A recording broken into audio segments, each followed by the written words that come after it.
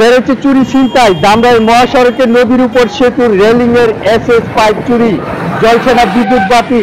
ঢাকা আরিচা মহাসড়কের ধামরাই এলাকার সেতুর রেলিং এর এসএস পাইপ, ওভারব্রিজের স্টিল ও মহাসড়কের বিদ্যুৎ বাতি তার চুরির ঘটনা ঘটেছে। সেতুর রেলিং এর এসএস পাইপ চুরেরা খুলে নিয়ে গেছে, ঝুঁকির মধ্যে পড়তে হচ্ছে পথ যাত্রীদের। যে কোনো সময় ঘটে যেতে পারে দুর্ঘটনা।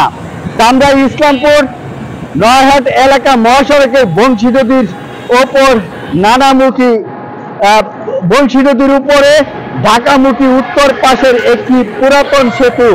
এই সেতু নতুন করে দেওয়া হয়েছে এসএস পাইপ রেলিং। এই রেলিং এর অনেক অংশের পাইপ কেটে নিয়ে গেছে দুর্বৃত্তরা।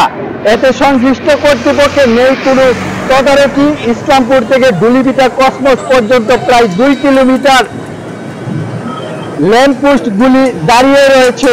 লাখ লাখ টাকার সড়ক বাতি লাগানো আছে ল্যাম্পপোস্টে, কিন্তু আলো জ্বলছে না।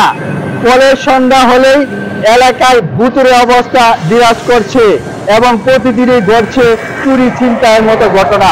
দর্শক, চলুন ঘুরে দেখে আসি এই ধামরাইয়ের যে বর্তমানে এই যে এগুলা তো এখান দিয়ে প্রতিদিনই আসা যাওয়া করি।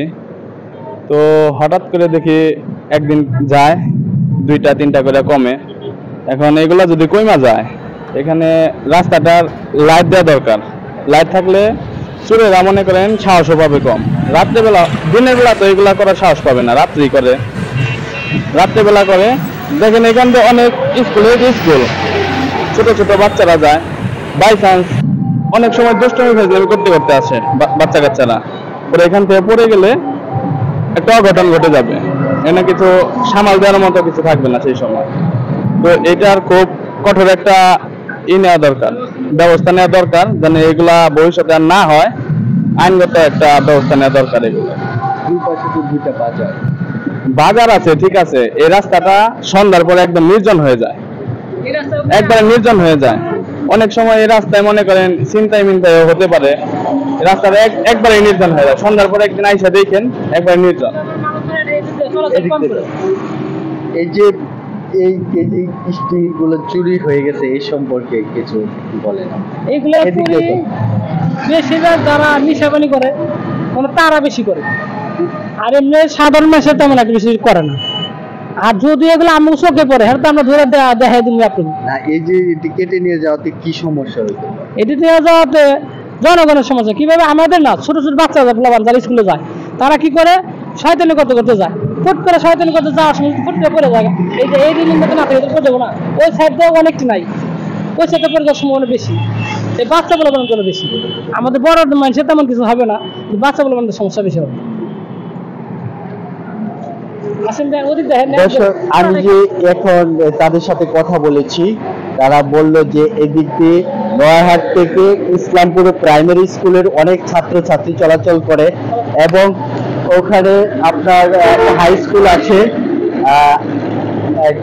এই হাই স্কুলের ছাত্রছাত্রীরা এদিক দিয়ে চলাচল করে। তো যার ফলে এখানে ঝুঁকিতে রয়েছে স্কুলগামী যে শিক্ষার্থীরা যারা আছে, কোমলমতি শিক্ষার্থীরা, তাদের নিয়ে গার্জিয়ানরা ঝুঁকিতে আছে। যে কোনো মুহূর্তে দুর্ঘটনা ঘটতে পারে এবং নদীতে পড়ে যেতে পারে এই এসএস স্টিলগুলো না থাকাতে। আর এই স্টিলগুলো চুরি হওয়াতে প্রশাসনের উদাসীনতা কোনো খবর নিচ্ছে না এবং যে কোনো মুহূর্তে দুর্ঘটনা ঘটার পরেই তাদের টনক নড়বে।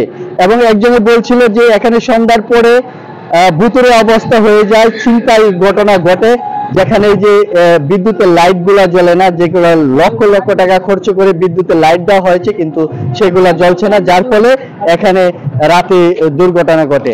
আমি এই যে এখানে একজন দেখতে পাচ্ছি, তার সাথে কথা বলবো।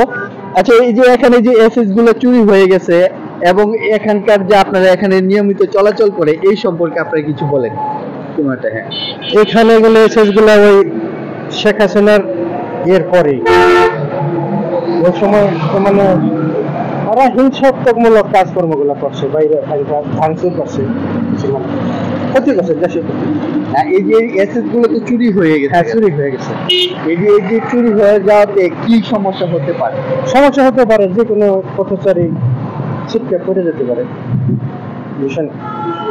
এই যে বিষয় বলছিলাম যে এই সবই একই কথা বলছে যে এটা সংস্কার করার দরকার, এবং প্রশাসনের যারা এই কর্তৃপক্ষ আছে, এই সেতু কর্তৃপক্ষ আছে, রুটের যে কর্তৃপক্ষ আছে তাদের দৃষ্টি আকর্ষণ করছে, কারণ যে কোনো মুহূর্তে দুর্ঘটনা ঘটতে পারে এবং ঝুঁকিতে রয়েছে যাত্রীরা। এখানে ইসলামপুরে একটি সকালবেলা একটি হাট বসে এবং সারাদিনে নয়াহাটের বাজারের এখানে বাজার করে মানুষের চলাচল করে, কিন্তু তারা এই বিষয়ে তারা খুব উদ্বিগ্ন প্রকাশ করছে।